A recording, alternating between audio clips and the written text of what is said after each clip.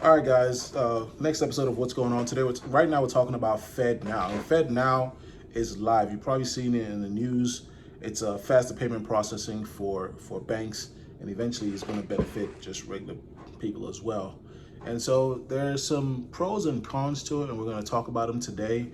One of the great things about like a centralized money transfer system is that it allows banks to communicate quickly with each other. So the example I used earlier was that if you Venmo or you Cash App somebody, the person will get the money instantly, but then in your bank, it will, if it's $100, it will say $100 pending. And the reason for that is that your bank is talking to the other person's bank, even Cash App itself, bank. So your bank is talking to other person's bank, and it first has to make sure that you have enough money, and then that person can actually receive the funds. And so that communication can take a couple of days, and that transfer from bank to bank can take a couple of days. But with Fed Now, it's going to be instant. And so because it's going to be instant, a lot of banks are not signing up for it because they're going to be able to get their money a lot quicker. And so let me go through some of the pros, right? So pros: faster pay from your job. So if your pay period ends on like a Thursday and you get paid, your pay period ends on Thursday and they process payroll on Thursday.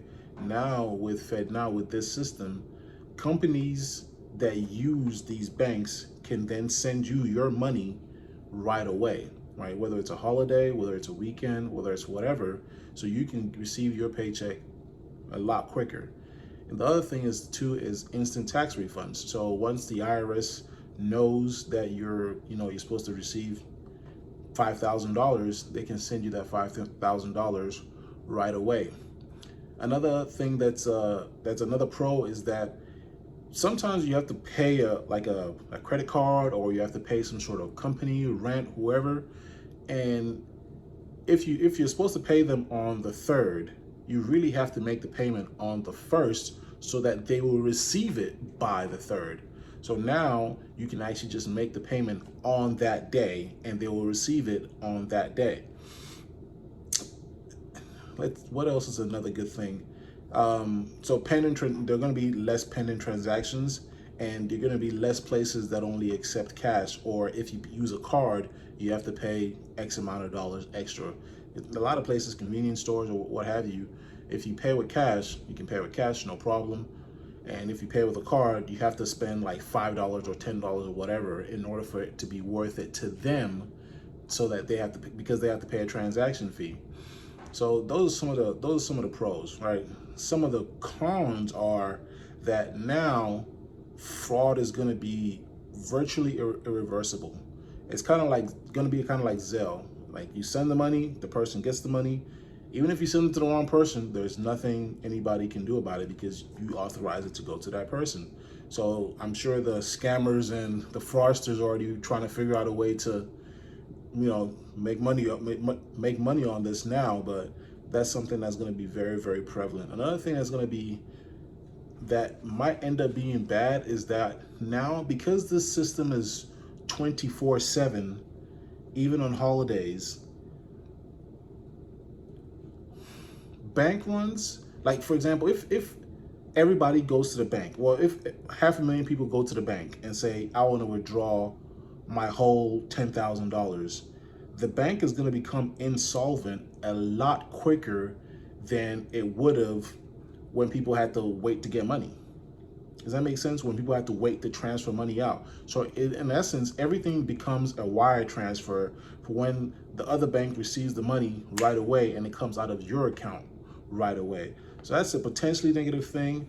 The Consumer Financial Protection Bureau, they are working on a way to mitigate the fraud, but the way this thing is set up, it's going to be a challenge to get people their money back if there is a case of fraud. So with this system, you have to be very careful. So far, 35 banks have already signed up for it. Some of the big banks are Chase Bank, Wells Fargo, obviously the Treasury, which is the IRS, BNY Mellon and Star One Credit Union, they've already signed up. So if you use one of these banks, you're going to see some changes coming soon. One of the other cons is that now banks are going to pretty much charge higher fees. And this is what I mean. As it stands right now, right? For example, last year, credit card companies charged $160 billion in processing fees. Let me say that again, $160 billion in processing fees. So like when you go to a grocery store or you go to, I don't know, like a corner store and you use your card, the reason they charge you extra is because they have to pay a processing fee. And so the company that is charging that processing fee, those companies combined last year charged $160 billion. So if all of a sudden they're going to be losing this $160 billion, these credit card companies and these banks are going to have to charge the consumer, us, more money in order to make that money back. Make sense? So that's another thing that's potentially negative. The other thing that's potentially negative is that now the government knows everywhere that you spend money, right? And so what people are concerned with is that now, because of this Fed Now thing, they're going to be able to use that to kind of backdoor their way into making us have a digital dollar, kind of like a US dollar crypto. And so that's something that people are concerned about as well, for all the right reasons.